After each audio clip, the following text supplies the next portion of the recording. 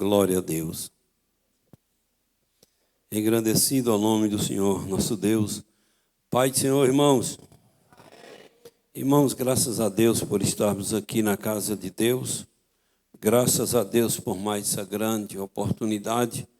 E, em nome de Jesus, nós vamos aproveitar essa oportunidade como uma oportunidade única, em nome de Jesus. Bora cantar um hino de número 107. Louvado seja Deus, hoje nós vamos meditar no assunto, no estudo de domingo da Escola Bíblica Dominical. E como domingo foi Santa Ceia, a gente medita no assunto na terça-feira, ou passa o assunto, o estudo na terça-feira. Então, bora, e aí o irmão que comentou, o irmão que fez esse estudo para nós, vamos um linguajar bem claro, bem simples, ele sugeriu este hino de número 107. Enquanto a gente estiver cantando, certo? Se você trouxe a oferta ou dízimo para devolver na casa de Deus, você irá devolver, certo? Devolver com a cara boa. Nada de fazer as coisas para Deus com a cara feia. Se for para eu e você dar um dízimo, devolver um dízimo na igreja, uma oferta, com a cara feia, é melhor não devolver, melhor voltar para casa com esse negócio. Então a gente precisa se esforçar, porque a Bíblia diz que Deus ama quem dá com alegria. Então, ou a gente faz as coisas para Deus com alegria, então é melhor não fazer. Para que eu devolver uma oferta na igreja, um dízimo na igreja, para depois estar com a cara feia, ou estar murmurando? Então é melhor não devolver. Eu devolvo porque eu entendi na palavra de Deus que é meu dever, que é minha obrigação, certo? Que é minha obrigação, é meu dever. Então devolvo com alegria e acabou. E Deus tem me abençoado e te abençoado. Bora cantar em nome de Jesus o hino de número 107. Firme nas promessas do meu Salvador, cantarei louvores ao meu Criador. Fico na dispensação do seu amor, firme nas promessas de Jesus. Firme, firme,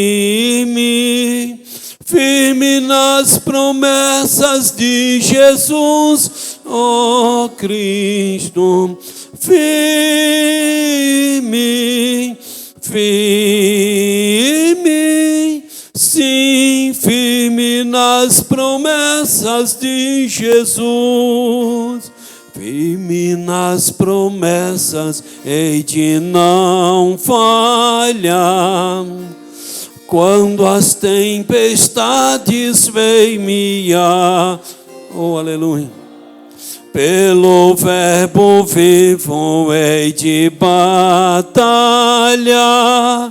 firme nas promessas de Jesus. Ei, Pai, glória a Deus, aleluia. Firme nas promessas de Jesus, ó Cristo. Firme, firme, sim, firme nas promessas de Jesus. Firme nas promessas, sempre vejo assim.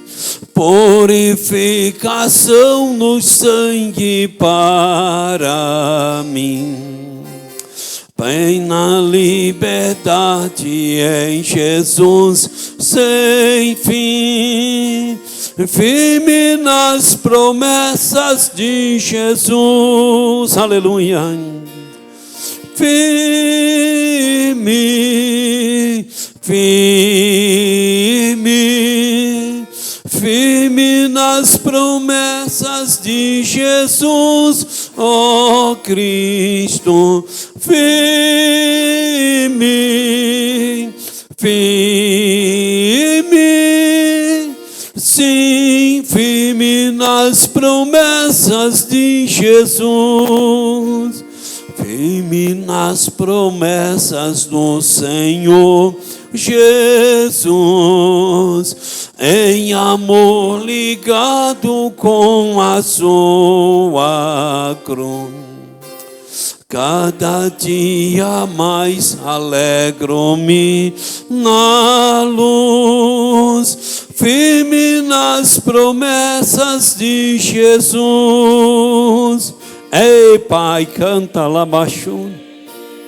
Deus, canta lá baixo. Firme nas promessas de Jesus, ó Cristo. Firme, firme, sim, firme nas promessas de Jesus. Glória a Deus.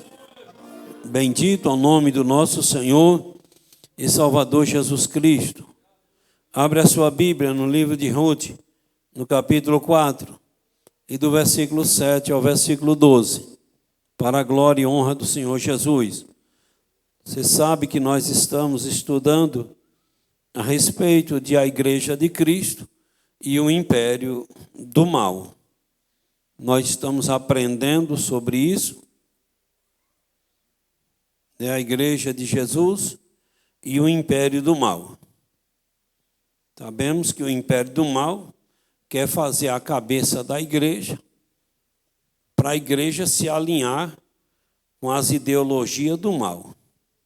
Então, um negócio estreito. Bendito é o nome do Senhor. E o assunto de hoje é a desconstrução da masculinidade bíblica. Quem encontrou diz amém. Quem não encontrou diz escola bíblica dominical. Domingo, 8h15 da manhã, vem para a escola bíblica, para tu ficar bom de Bíblia. Diz assim a palavra de Deus.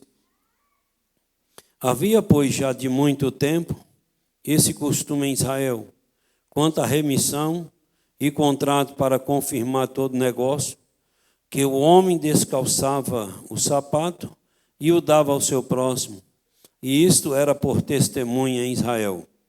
Disse, pois, o remidor a Boaz, toma-a para ti, e descalçou o sapato. Então Boaz disse aos anciãos e a todo o povo, sois hoje testemunha de que tomei tudo quanto foi de Elimeleque, e de Quilion, e de Marlon, da mão de Noemi. E dei que também tomo por mulher Ruth, a moabita, que foi mulher de Malom, para suscitar o nome do falecido sobre a sua herdade, para que o nome do falecido não seja desarraigado dentre seus irmãos e da porta do seu lugar. Disso sois hoje testemunha. E todo o povo que estava na porta e os anciãos disseram, somos testemunha. O Senhor faça a esta mulher que entra na tua casa, como a Raquel e como a Leia, que ambas edificaram a casa de Israel. E há-te já valorosamente em Efrata e faz-te nome afamado em Belém. E seja a tua casa como a casa de Perez, que Tamar teve de Judá, da semente que o Senhor te der desta moça. Amém. Curva a sua cabeça em nome de Jesus. Querido Deus, Criador dos céus e da terra, em nome de Jesus oramos ao Senhor para te agradecer pela palavra lida, para te agradecer por mais um dia, pelo pão, pela veste, pelo ar que respiramos, para te agradecer por estar aqui. E te pedimos, toma a primazia da nossa reunião e fala conosco segundo o teu Espírito Santo, Pai. Fica à vontade, Espírito Santo, para falar conosco, para repreender todo o mal, tudo aquilo que não provém de Deus. Pai, nesta noite, repreenda os demônios, joga por terra, repreenda as enfermidades, os problemas, e em nome de Jesus, Deus, oramos ao Senhor. Amém, Pai, e amém. Louvado seja Deus. Eu quero apresentar as pessoas que nos visitam nesta noite em nome de Jesus. Quero apresentar a Cailane. Cadê Cailane? Está onde aí? Levanta a mão. Deus abençoe. Moacir. Deus abençoe. E Eleni. Deus abençoe. O que nós temos a dizer aos nossos amigos: sejam bem-vindos em nome de Jesus. Que vocês sintam-se bem no nosso meio, em nome de Jesus. Irmãos, louvado seja Deus. E ontem à noite nós estivemos ali no Alto do Ouro, fazendo uma visita a um irmão. Louvado seja Deus. Hoje já é nosso irmão Didil, irmão da irmã Quequeu, da irmã Cacau e tal. E ontem nós estivemos lá ontem à noite, na casa dele. Uma vez visitei eles lá na casa da sogra dele, lá na Várzea. E ontem visitamos eles ontem à noite. E ele e a esposa aceitaram Jesus como o Senhor e Salvador das suas vidas. Bendito é o nome, graças a Deus, mais 2 almas que aceitaram Jesus como o Senhor e Salvador. E eu quero pedir aos irmãos para divulgar, para postar, você entendeu, os trabalhos lá do centro e da casa do vovô. E depois vem o colégio. Porque nós precisamos divulgar, porque nós precisamos postar essas coisas e, certo, compartilhar e tal e tal. Por que isso, pastor? Porque quem vai ganhar com isso é o nome de Jesus. Certo? E qualquer postagem que você fizer, você coloca. Esse é um trabalho da Assembleia de Deus Missão na cidade de Iraquara, na Bahia. Certo? Louvado seja Deus. Então, vai postando, porque aí o nome do Senhor vai sendo glorificado. Então, a nossa visão é fazer com que o nome de Deus seja exaltado. Louvado seja Deus. Nós vamos meditar nessa lição de hoje. É um negócio sério, né? A Bíblia diz que Satanás, o adversário de Deus e adversário da gente, a Bíblia diz que ele sempre trabalhou para desconstruir tudo aquilo que Deus construiu. Se Deus construiu um negócio dizendo é para ir por aqui, pela direita, ele faz de tudo para levar o povo a ir pela esquerda. Então ele é inimigo de Deus. Grave isso aí. Ele é inimigo de Deus. Lembra quando ele conseguiu desconstruir o projeto de vida de Adão e Eva? Deus disse: olha, Adão, tu fica de boa aqui, viu, Eva? Vocês ficam de boa aqui. Todo dia eu venho visitar vocês. Não vai faltar nada para vocês aqui no jardim. Só quero que vocês me adorem. Mas daquela fruta ali não come, não. Uma coisinha insignificante. Tinha tanta coisa mais importante dentro daquele jardim. Deus disse: é só disso aqui que eu não quero que vocês, eu peço vocês para não tocar nisso aqui. Mas aí o diabo foi lá e disse: Eva, come. Não, o Senhor falou que não é para nós comer. Não, é porque Deus, ele gosta de escravizar. Deus, ele é ditador. É porque Deus sabe que se vocês comerem, vocês vão ter conhecimento do bem e do mal. Vai ser igual a ele. Então Eva foi lá e cedeu, comeu, levou Adão a comer também. Então desconstruiu. Você entendeu? Aquilo que Deus construiu. Então, o objetivo de Satanás é desconstruir aquilo que Deus construiu.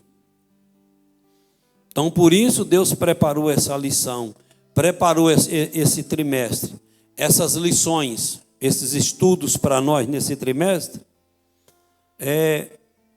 para nos orientar, para nos ensinar a respeito da igreja de Cristo e o império do mal. Então, o que Satanás quer fazer com o ser humano é levar o ser humano a uma inversão de valores. Certo? É levar o marido, você entendeu? A agir diferente, é levar a mulher a agir diferente daquilo que Deus pediu Então é chamado de inversão de valores. Então esse reino das trevas, que confronta a igreja e que quer levar a igreja a desconstruir tudo aquilo que Deus construiu. E o assunto de hoje é o pai de família. O assunto de hoje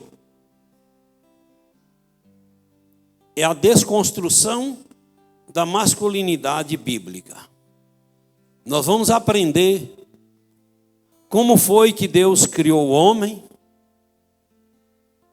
como foi que Deus pediu para o homem andar nessa terra, como foi que Deus pediu para o homem agir dentro da casa, a família e tal. Então tem uns maridos que é demais, outros é de menos. Então o pai de família não pode ser nem de mais e nem de menos. Ele tem que ser dentro do limite. Ele não pode ser de mais e nem de menos. Bora ver aqui o que Satanás vem colocando na cabeça de muitos grupos na face da terra para desconstruir a masculinidade, para desconstruir aquele caminho que Deus criou e que Deus exige que um homem, que um pai de família ande. É muita coisa. Para tu ter uma ideia, um dia eu fui conversar com um amigo meu e eu disse, rapaz, ninguém está livre de cantar aquela música. Lá vai eu com a cabeça enfeitada. Ninguém está livre de chifre. Ninguém está livre de ser corno. Mas se caso acontecer, bora ajustar as coisas.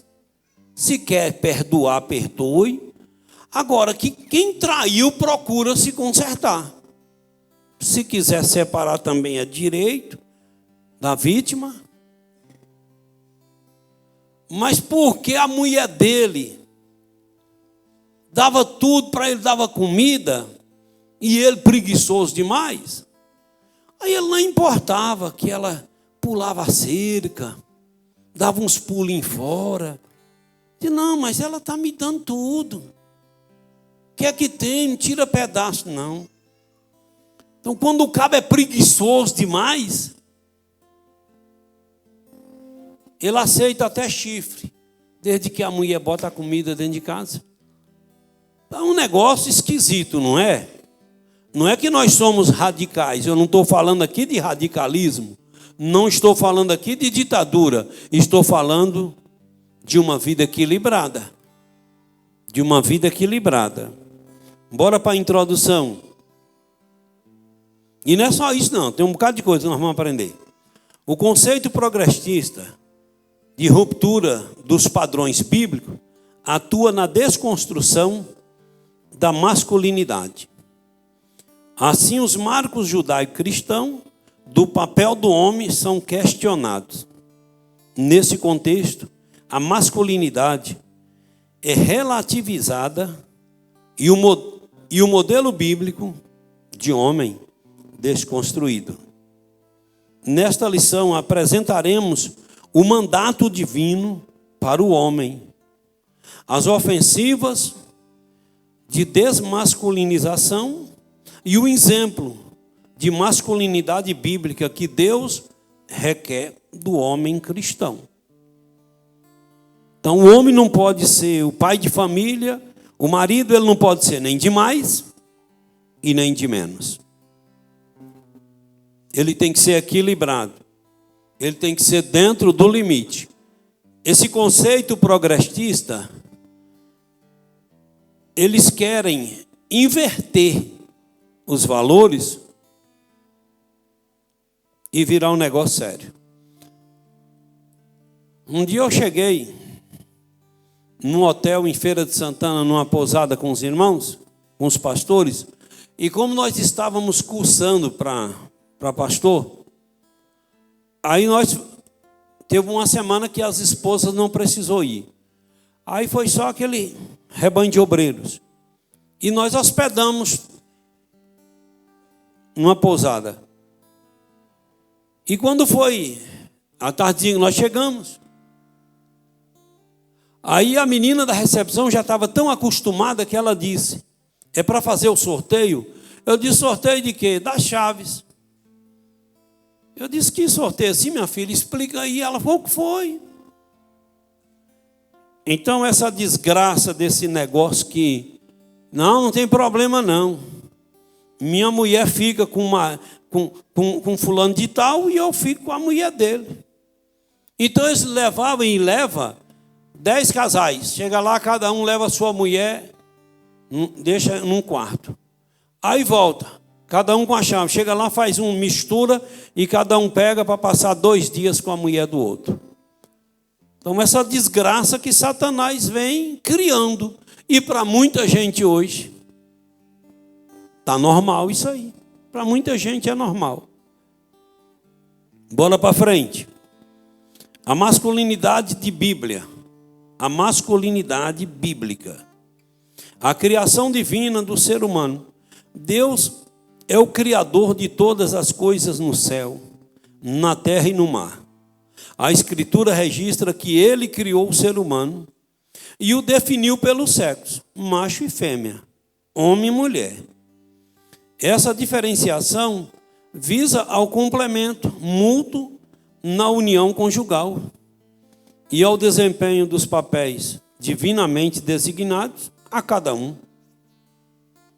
Desse modo, pode-se afirmar que nenhuma outra criatura foi feita como o ser humano. Os peixes, as aves e todos os outros animais foram produzidos segundo a sua espécie. Entretanto, ao criar o ser humano, Deus o fez olhando para si mesmo, isto é, sua própria imagem e semelhança.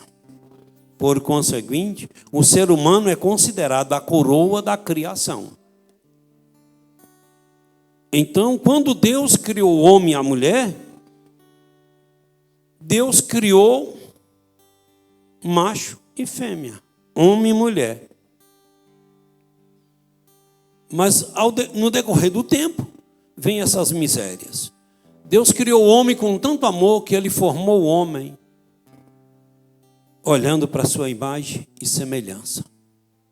Então nós viemos de Deus. Nós temos uma parte espiritual de Deus em nós. O espírito, a alma. Então nós somos considerados a coroa da criação.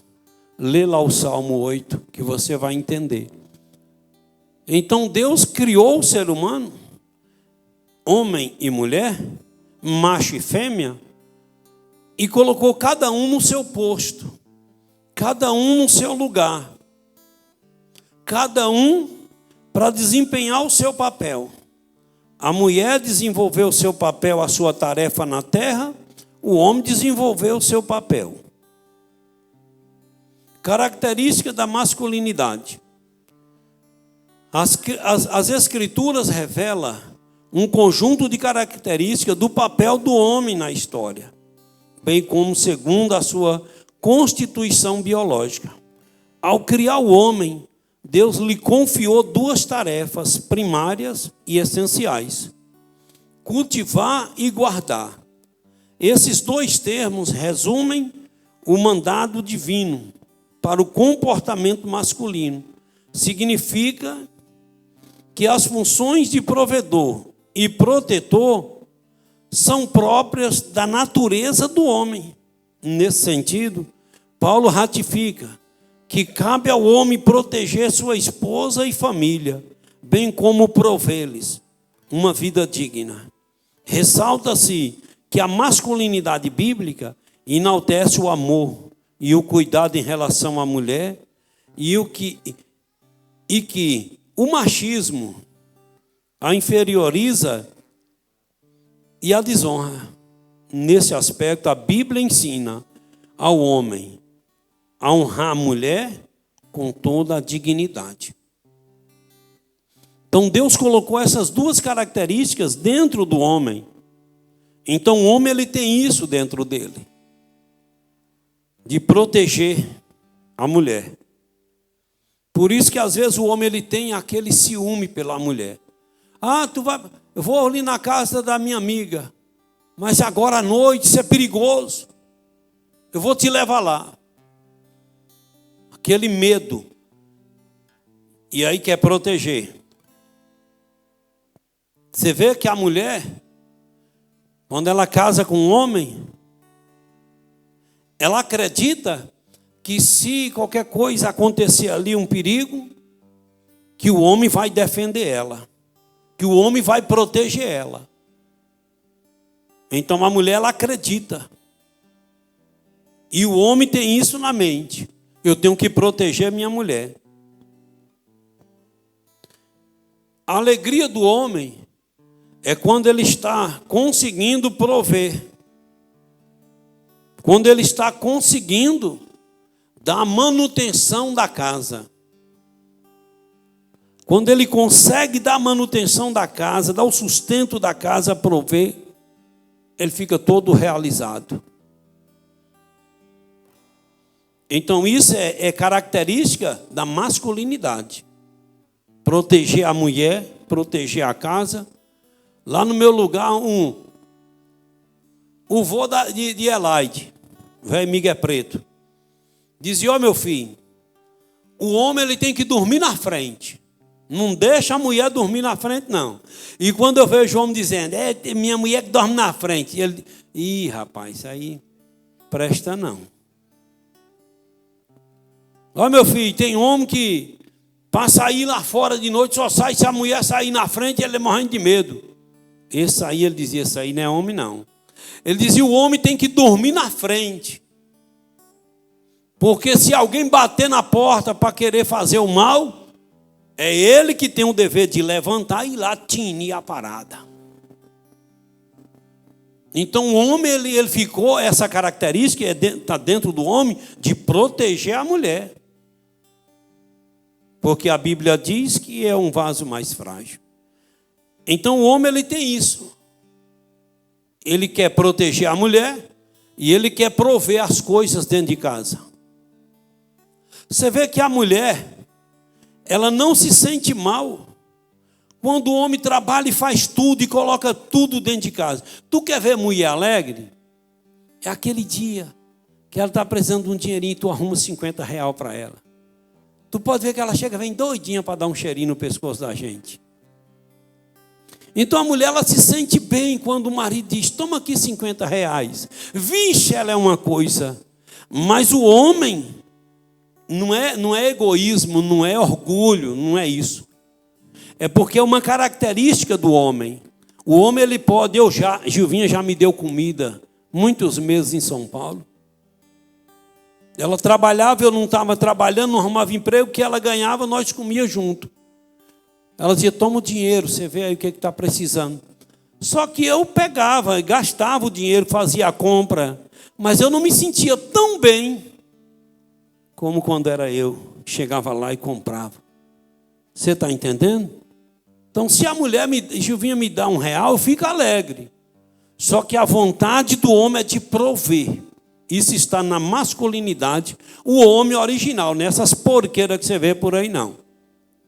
O homem original, o genuíno, o puro, ele quer fazer de tudo para dar o melhor para a esposa. Ele quer fazer de tudo, você entendeu? Para botar as coisas para comer dentro de casa. Sabe, ele se rala mesmo, mas o homem original. Agora essa cambada de preguiçoso. Cambada de sem vergonha, esse negócio aí, isso aí não é homem, não, é só uns pedaços. E tu, menina, quando tu for casar, tu é muito para esse lado. Porque se tu não olhar e depois tu pegar um que não tem essas características aqui, levanta fulano. Está faltando o açúcar, 10 horas da manhã. O dono do mercado está aí na porta cobrando a conta. Diz ele, depois nós vê lá. Isso é um desgraçado, não é não? Um miserável. Aí tem mulher que na hora de casar não vê. Tu aprende, tu está aqui nessa noite, foi Deus que te trouxe, para tu aprender isso. Se o cabo é preguiçoso, não case com ele não, porque ele não vai prover nada lá dentro de casa. Tu vai ter que sair para ir trabalhar fora, tu vai ter que se virar. Cabo preguiçoso tem que ficar sem casar. A liderança masculina. Deus confiou ao homem a responsabilidade da liderança. Na Bíblia, Deus é a cabeça de Cristo, Cristo é a cabeça do homem e o homem é a cabeça da mulher. O movimento feminista de viés neomachista considera esse modelo como um sistema machista opressor para com a mulher. Ao contrário dessa falácia, o apóstolo Paulo revela que o homem deve liderar a sua casa do mesmo modo que Cristo lidera a igreja. Uma vez que Cristo se entregou pelo bem-estar da igreja, a liderança masculina requer a prática de algum tipo de sacrifício pela mulher. Nesse sentido, no exercício da liderança, o homem deve evidenciar virtudes, tais como fortaleza, sabedoria, coragem, amor e respeito. Deixa eu te falar uma coisa. Deus ajude que essas mulheres, que o ouvido nesse momento está tampado. A mulher ela só não aceita a liderança do marido quando o marido não dá exemplo. Mas se o marido dá exemplo, ela aceita a liderança dele. Então não precisa marido estar gritando, não precisa marido estar espancando, não precisa marido estar dizendo, eu sou o chefe da casa. Não precisa isso. Mas o marido tem que ser o cabeça, porque qualquer organização na terra tem que ter um líder. Você não vê um carro com 2 volantes, você não vê uma empresa com 2 diretores, você não vê um país com 2 presidentes. Você não vê uma igreja com 2 pastores, você não vê nada com 2 lideranças. Tem que ter uma liderança. Agora, essa liderança masculina, esse pai de família, ele tem que ser exemplo. A primeira coisa para minha esposa temer e me obedecer, ela vê em mim que eu sou forte, ela tem que ver em mim sabedoria.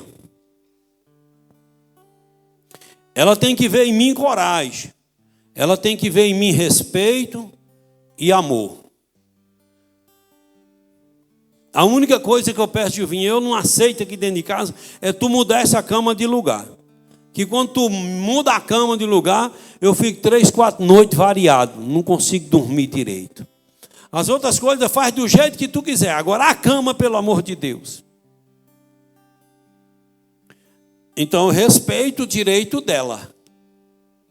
Dentro de casa minha mãe nos ensinou. Vai fazer uma casa, tu não escolhe piso. Tu não escolhe o modelo da casa, a planta da casa. Tu não escolhe a cor. Isso é direito da mulher escolher. Quando você dá o direito para a mulher escolher a planta da casa, porque é ela que vai ficar mais tempo dentro de casa. Você vai ficar mais no mundo, andando, trabalhando, e ela fica ali. Se você coloca um piso que não agrada a ela, ela vai enjoar daquele piso. Coloca uma porta no lugar que ela não queria e não foi do gosto dela. Então respeita o gosto dela. Então você vai estar dando honra para ela. Você está respeitando o direito dela, a vontade dela. Agora, se é lá na roça, se é lá no comércio, e ela quer mandar, diz, minha filha, vai cuidar na tua panela. Então minha mãe ensinou, cada um no seu lugar. Um respeitando o direito do outro. E assim, então quando Preste atenção, quando uma liderança de igreja é fiel a Deus, todo mundo teme. Todo mundo respeita. E não precisa estar gritando. Agora, a liderança tem que estar na mão do cabeça. É assim que ensina a Bíblia. Ah, mas eu ser sujeita a meu marido. Eu não, nós estamos vivendo num mundo em que o ser humano tem que ser independente. Nós estamos vivendo num mundo, mas nós somos conhecedores da palavra de Deus. Nós estamos vivendo no mundo, mas o mundo não manda em nós, quem manda em nós é Deus. E todos, homem ou mulher, que transgrediram a palavra de Deus, atraíram maldição para a sua vida. Porque Deus não aceita. Você entendeu? Então é preciso ter a liderança da família. É preciso ter liderança. Liderança não é massacrar, não é espancar a esposa, não é fazer isso ou aquilo. Ei, quando o caba cria alguma coisa, tu já viu que mulher, se botar o juiz de mulher numa galinha, a galinha cisca para frente. Mulher tão, sabe, tão simples, por um lado. Mas se o cabo é forte, a mulher fica retada. Meu marido tem força. Se o cabo é corajoso, se o cabo tem coragem para trabalhar e tal, meu marido é nota 10. E aí vai. Meu marido me ama, meu marido me respeita. Quando o marido falar, eu não quero isso aqui dentro de casa, eu não quero, é para nós seguir assim, assim, assim. Ah, meu marido, é minha liderança. Eu vou obedecer porque ele merece obediência. Então, uma coisa tão simples, por que Sara obedecia a Abraão, que chamava Abraão de Senhor? Porque Abraão dava exemplo. Então, isso está na liderança. A liderança precisa ser exemplo, precisa cumprir com o seu papel e depois se posicionar. Olha, isso aqui eu sou a liderança, Deus me colocou, né, como líder aqui. Isso aqui eu não aceito. E por isso.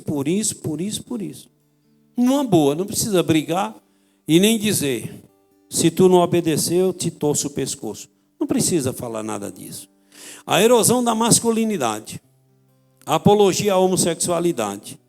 Em tempos pós-modernos, a ideologia de gênero faz contínuas investidas de legitimação da homossexualidade.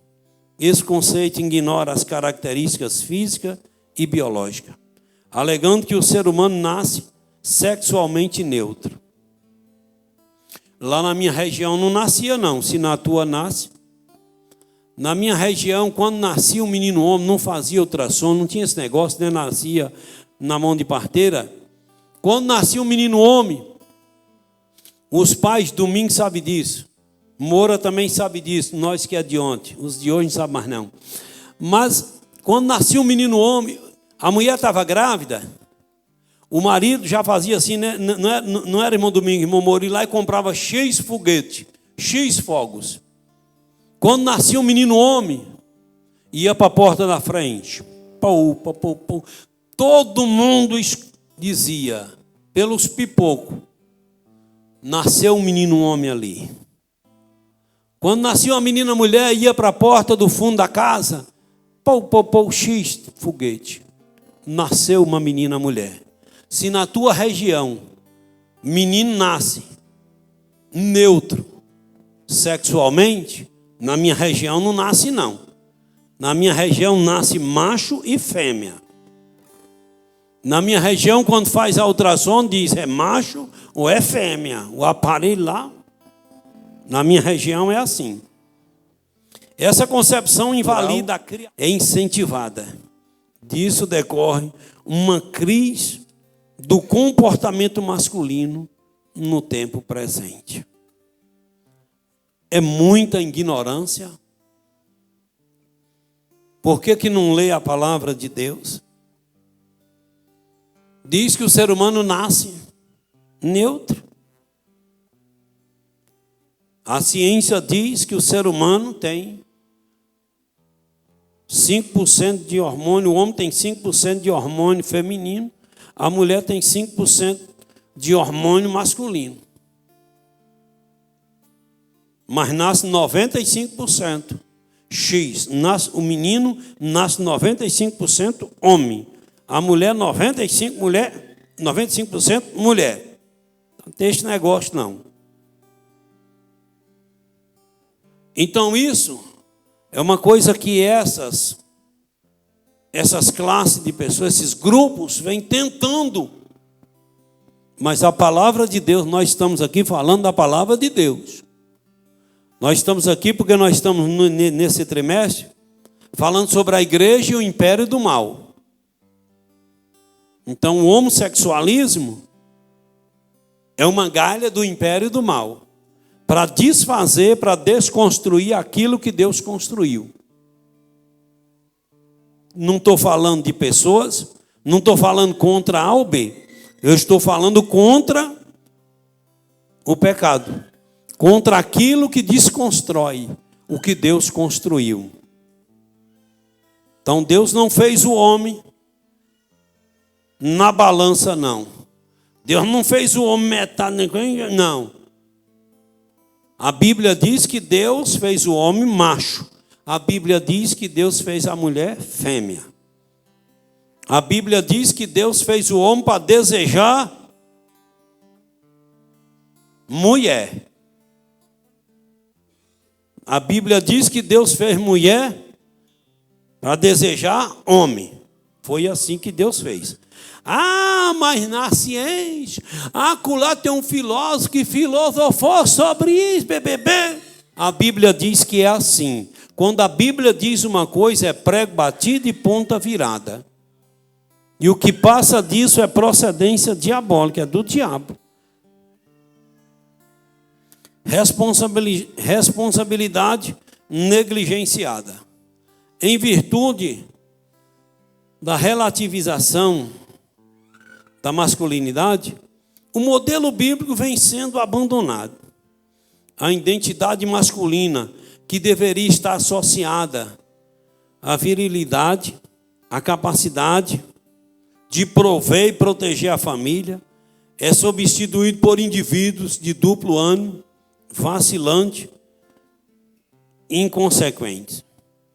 Uma parcela é incapaz de sustentar sua própria casa, não pelo desemprego, mas pela aversão ao trabalho. Os efeitos desse comportamento resultam em inúmeros casos de desajustes familiares e divórcio. Então o homem ele não pode negligenciar a sua responsabilidade. A sua responsabilidade ele tem que assumir. Quando ele não cumpre, quando ele negligencia a sua responsabilidade, começa a vir os problemas, os desajustes familiar e até divórcio. Crise de liderança. A crise de masculinidade tem gerado homens incapazes de exercer liderança. Uma sociedade sem líderes eficazes transforma-se em anarquia. No período do profeta Ezequiel, Jerusalém estava imersa na corrupção, fraudes, mentiras, opressão, extorsão, imoralidade, injustiça e violência. Deus revelou ao profeta que uma das causas do juízo iminente era a crise de liderança e que procurava alguém para reverter a situação. Nesse caso, Deus ainda procura esse tipo de homem na atualidade. Quando qualquer liderança, nós aprendemos que a liderança, ela precisa estar na sua posição. A liderança de uma igreja está na mão do pastor. Se o pastor trabalha com a intenção de moralizar as coisas dentro da igreja, de apertar, de acochar os parafusos, de botar a coisa que está fora do lugar no lugar, e ele tem impulso, não é para massacrar as pessoas, mas é para ele tem que ter pulso para dizer não e sim na hora que precisar. Então, quando uma liderança perde o controle, ou a liderança entra em crise, desajusta a igreja todinha, desajusta a empresa, desajusta a prefeitura, o município, desajusta o estado, desajusta o país. E quando um pai de família entra em crise, as crises começam a aparecer dentro da família, você pode ver que desajusta tudo. Desajusta tudo.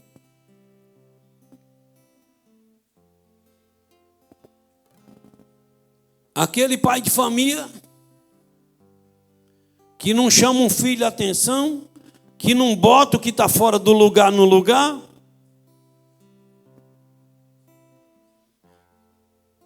E aí vai vindo os problemas.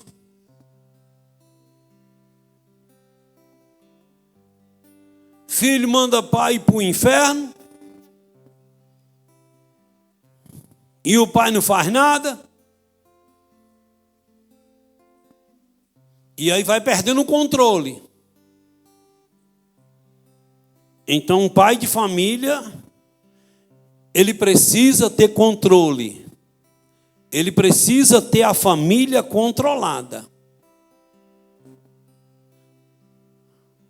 Dentro da família, não pode haver 2 pesos e 2 medidas. Estou devendo R$40 para nosso amigo João Miguel. Não sei se foi ontem, foi antes de ontem, Gabriel estava lá em casa. E eu disse, Gabriel, rapaz, eu vou lhe dar esses R$40. E quando eu dou, eu digo, esse dinheiro metade é seu, metade de João. Ou quando eu dou para João, isso aqui metade é seu, metade é de Gabriel. E vou somando, para depois dar X também para as netas que moram lá no Pará. Para não ter 2 pesos e 2 medidas. Aí eu dei, Gabriel, toma esses R$40, isso aqui não precisa dividir com o João, não. Depois eu dou 40 para João. Isso aqui é seu, viu? Tá. Obrigado, vô. Nada. Então é preciso a gente lutar. E a responsabilidade está na liderança. É a liderança que tem que controlar a família, é o líder. Um dia um irmão disse, pastor, por que o senhor pega tanto no pé da gente? Eu disse, meu filho, senta aqui. A gente vai fazer culto, o senhor faz direito. Cuidado. É o quê, pastor? Eu disse, meu filho, hoje eu tenho no mínimo 40 obreiros iniciantes que estão fazendo culto. Se eles não têm um curso básico em teologia, eles não podem falar em público. Eles não podem usar um microfone. Eles não podem fazer uma reunião onde tem 30, 40 pessoas. E aí ele está fazendo um culto e eu não pego no pé dele. Aí lá ele fala cada coisa que depois alguém denuncia. Aí o juiz vai para cima dele. Cadê? Você estava lá com... Cadê o certificado? Não tem não. Quem te mandou fazer isso aí? Foi o pastor Aguinovan, então vem para cima de mim. Então é eu que vou responder por você perante a justiça. Então por isso que eu tenho o direito de cobrar de você que você faça o culto certinho. Louva a Deus, adora a Deus, prega a palavra do Senhor, o que Deus mandar você fazer. Não é eu que vou mandar você fazer assim ou assado. Mas pelo amor de Deus, procure fazer as coisas para não me complicar. Então eu consigo segurar a igreja na minha mão. O controle da igreja tem que estar na minha mão. Para qualquer fim, a justiça vai cobrar de mim. Para qualquer fim, a convenção vai cobrar de mim, o pastor presidente. Para qualquer fim, Deus vai cobrar de mim. Então é eu que tenho que controlar. Para bagunça, para crise, não. E dentro da casa, o pai de família também tem que ter cuidado para crise, não. Porque aí o negócio é feio. Então Deus está procurando por esse tipo de homem que tenha controle, que não deixa a família entrar em crise, que tenha uma liderança sem crise. Boaz, símbolo bíblico de masculinidade. Bora ver isso aqui. Modelo de generosidade. Boaz é um grande símbolo de masculinidade bíblica. Ele era um parente de Elimeleque, o falecido esposo de Noemi. Esta perder o marido, os filhos, e ficar apenas com a moabita Ruth, uma de suas noras. Também viúva e sem filho. Para sobreviver, Ruth foi trabalhar no campo de Boaz. Ao saber que Ruth deixara a sua terra para apoiar sua sogra, Boaz a tratou com generosidade. Ele se dirigiu a ela com ternura, a protegeu para não ser molestada, alimentou e ordenou que fosse favorecida na colheita. Porém, pela lei, uma viúva sem filho só poderia ser resgatada pelo casamento com um parente próximo do falecido. Assim, apesar da compaixão de Boaz, Noemi e Ruth ainda estavam em apuros. Lembra que Noemi perdeu o marido, Elimeleque, os 2 filhos morreram, uma nora voltou para sua família, mas Ruth disse: nós somos carne e unha, o que você comeu, como também, não abre mão da senhora.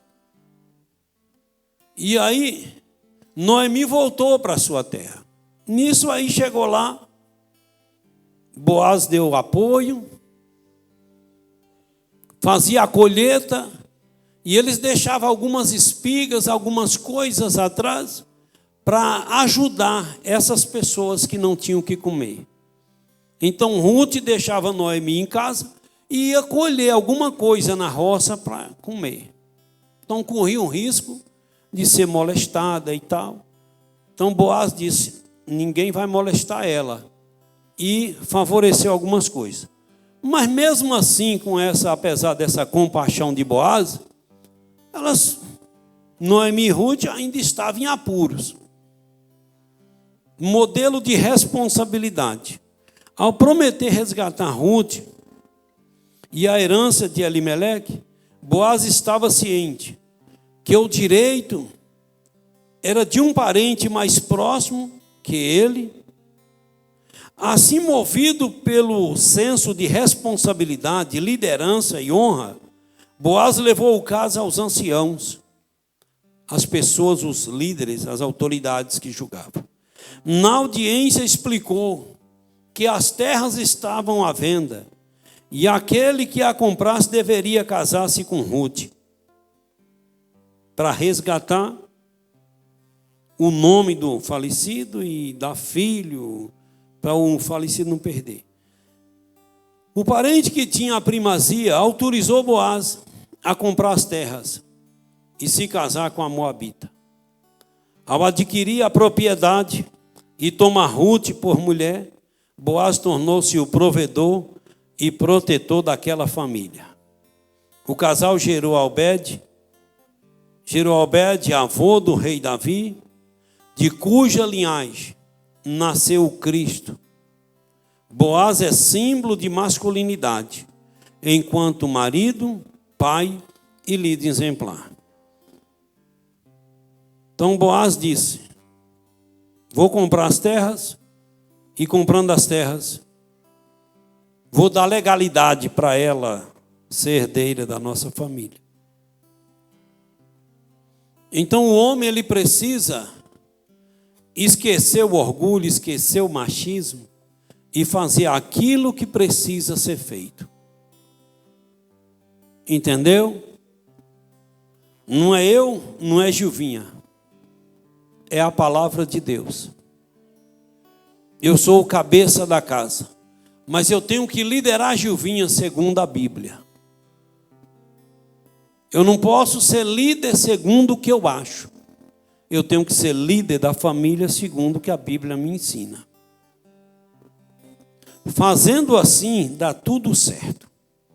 Fazendo assim, as coisas encaixam. Por que que o mundo vive nesse desajuste miserável?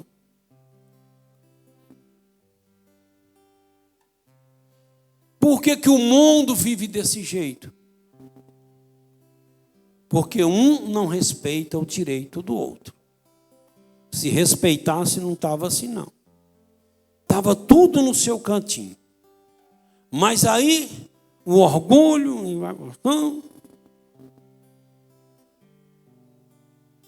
tem homem que ele acha que é só ele que tem direito. Mulher não tem direito de falar nada, não. Mulher só para cozinhar, lavar e atender ele na cama.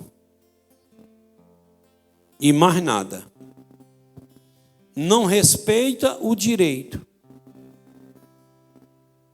Então eu sou líder.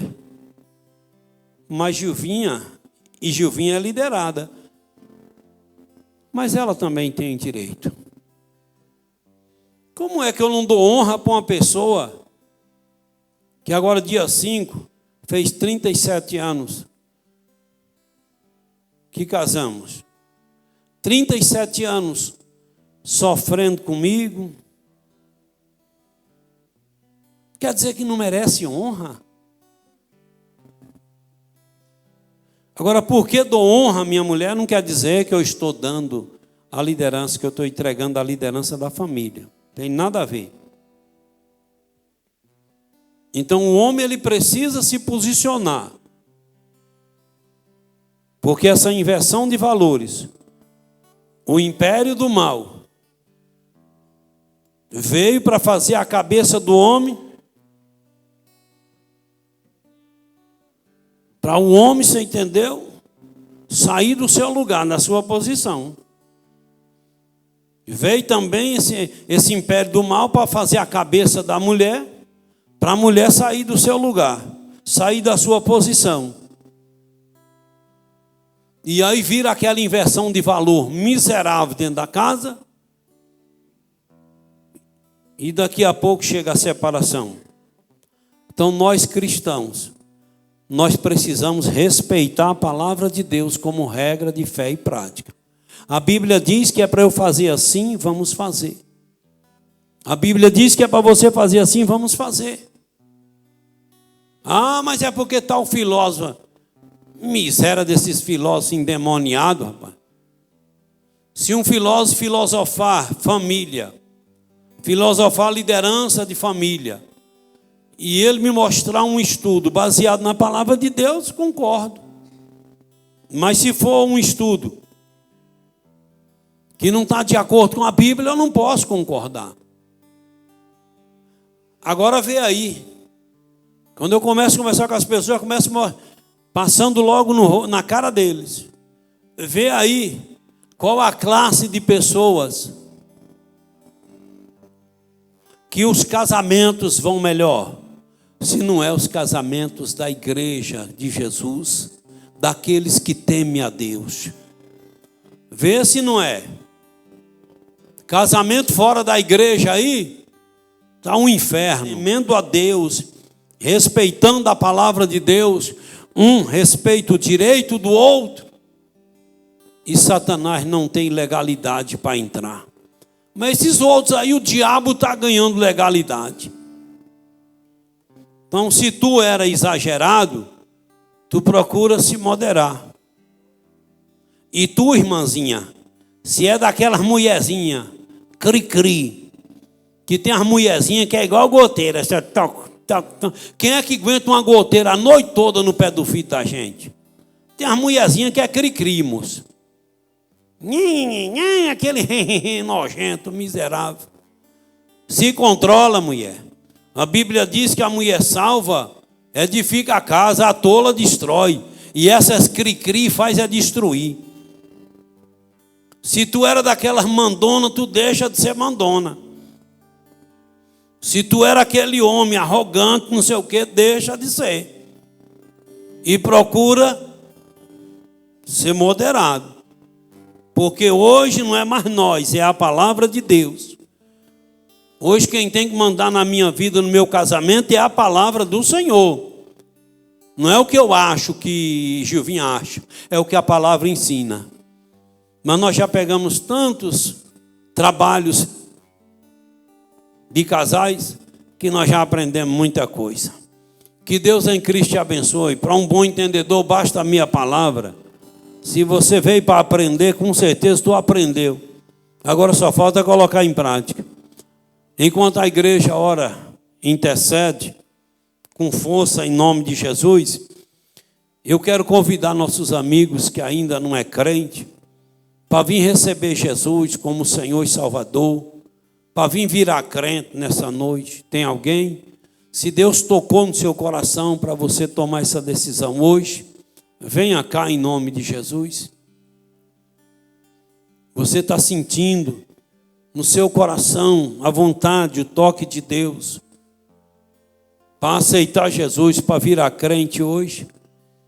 É Deus tocando, é Deus trabalhando na tua vida. Tem alguém nesta noite? Ei, você está do lado de uma pessoa amiga, toque nessa pessoa amiga e diga, bora lá. Pode tocar. Ei, bora lá. Porque é uma guerra espiritual. Você tem que entender, irmão, que é uma guerra espiritual. Que o diabo não quer que a pessoa tome essa decisão. Então, por isso que a igreja faz essa oração intercedendo. Por isso que a igreja intercede, busca a Deus. A igreja de pé, mas o convite está de pé também. Bora orar, agradecer a Deus, encerrar nosso culto e voltar para nossas casas realizados, porque cumprimos o dever de cristão. Louvado seja Deus. Quantos necessitam de oração? Eu e minha casa também necessitamos das orações. E você que não teve coragem de vir à frente, receber Jesus, virar crente, depois nos procura ali na secretaria e nós vamos orar a você. Pois vamos orar. Querido Deus, oramos ao Senhor para te agradecer por esta palavra que o Senhor tocou no coração do irmão para preparar esse estudo para nós.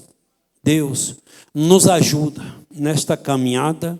Me ajuda, Deus, Senhor, a me comportar, a fazer segundo a tua vontade, como pai de família, como liderança. Porque o diabo veio para inverter os valores, o diabo veio para desconstruir aquilo que o Senhor construiu. Mas em nome de Jesus, até aqui a gente tem feito segundo a tua vontade, mas nos ajuda, porque daqui para frente só o Senhor sabe. Nos ajuda em nome de Jesus para continuarmos dando bom testemunho como pai de família.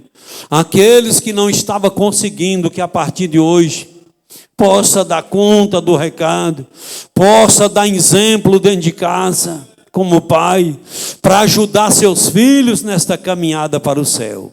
Deus, abençoa cada um que pedir oração em favor de si ou dos seus. Dá-nos um retorno abençoado e um sono tranquilo.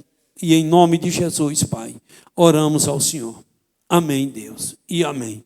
Que o amor de Deus, a graça de Jesus, a comunhão e consolação do Espírito Santo de Deus, seja com todos vós. Quantos podem dizer amém? Amém. Deus